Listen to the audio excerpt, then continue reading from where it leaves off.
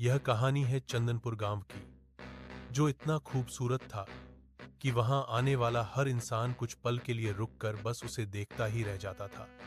चारों तरफ हरियाली, मिट्टी की खुशबू और सीधे सादे लोग, लेकिन इस गांव की सुंदरता के बीच एक डर भी छुपा था। बरगद के पेड़ के पास खड़ी एक पुरानी हवेली, जिसके पास जाने से लोग कतराते थे, क्योंकि वहां वो रहती थी। लगता है बारिश शुरू हो रही है, कल्लू ने आसमान की तरफ देखते हुए कहा। अरे जल्दी जल्दी चल मोहन। हाँ हाँ चल रहा हूं, मोहन बोला। लेकिन तू ये हवेली की तरफ क्यों ले जा रहा है भाई? अरे छोटा रास्ता है ना। लेकिन जैसे ही दोनों हवेली के पास पहुंचे, बारिश अचानक बहुत तेज हो गई। ओले गिरने लगे। हे भगवान, ओले गिरने लगे। अरे भैया मेरा सिर फूट जाएगा, जल्दी कोई छत ढूंढ।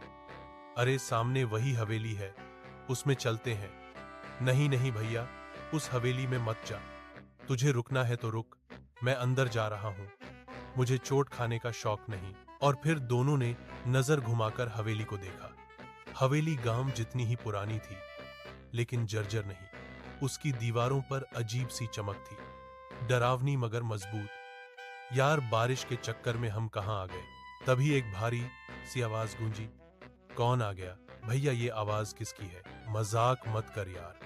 और तभी उन्होंने देखा कि हवेली के एक कोने में खुले सफेद बालों वाली एक बुढ़िया बैठी बड़बड़ा रही थी। दोनों के शरीर में जैसे जान ही नहीं बची। वे तुरंत बाहर भागे, ओलों की चोट खाते हुए अपने घर पहुंचे और कसम खाई कि दोबारा उस तरफ नहीं जाएंगे। कुछ दिन बाद गांव में 4 नए लोग आए। अमित, उसकी पत्नी साक्षी और उनके दोस्त नीरज व अंकित। नमस्ते, हम अपनी हवेली बेचने आए हैं। कौन सी हवेली? के पास वाली। यह सुनते ही पूरा गांव सन्न रह गया। मुखिया बोला, बेटा वो हवेली आज भी गांव के डर का कारण है। वहां एक बुढ़िया दिखती है।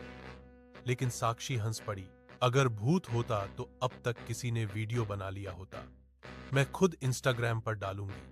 और वे चारों उसी दिन हवेली देखने निकल पड़े। जैसे ही हवेली के अंदर पहुंचे, ठंडी हवा का झोंका आया। ऐसा लगा जैसे किसी ने उन्हें छुआ हो। अंदर का हॉल अब भी राजमहल जैसा चमक रहा था। यार इसे बेचेंगे तो करोड़ों मिलेंगे। तभी फिर वही आवाज, कौन आ गया? और अचानक छत से चमगादड़ों का झुंड निकल पड़ा। साक्षी चीख पड़ी, हे भगवान! और तभी अंधेरे कोने में वही बुढ़िया दिखी। उसने कांपती आवाज में कहा, मैं इस हवेली के खजाने की रखवाली करती हूं। खजाने का नाम सुनते ही चारों के मन में लालच जाग उठा। उन्होंने पूरी हवेली छान मारी, लेकिन कुछ नहीं मिला। अगले दिन गांव के 101 लोग भी साथ आ गए। मलबा हटाने पर तहखाने की सीढ़ियां मिली। अंदर एक पुराना लोहे का संदूक था। बुढ़िया खुशी से रोने लगी, मिल गया मेरा खजाना।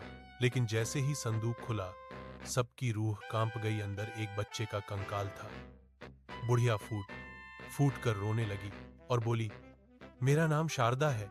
उसने बताया कि बेटे की चाह में उसके पति और ससुर ने तांत्रिक की बात मानकर उसकी बेटी की बलि दी थी। बदले में शारदा ने सबको मार डाला और अपनी बेटी को खजाना मानकर संदूक में बंद कर दिया। समय बीता, तहखाना बंद हो गया, यादें धुंधली हो गई। अमित ने गुस्से में संदूक को लात मारी तो बुढ़िया पागलों की तरह चिल्लाने लगी। हवेली में जाल बिछ गए, कहीं गड्ढा, कहीं चूहे। गांव वाले पहुंचे, बुढ़िया पकड़ी गई। पुलिस आई तो अमित ने सच कबूल किया कि वे हवेली हड़पकर देशियों को बेचने आए थे। चारों गिरफ्तार हुए। गांव वालों ने बच्ची का विधि विधान से अंतिम संस्कार किया।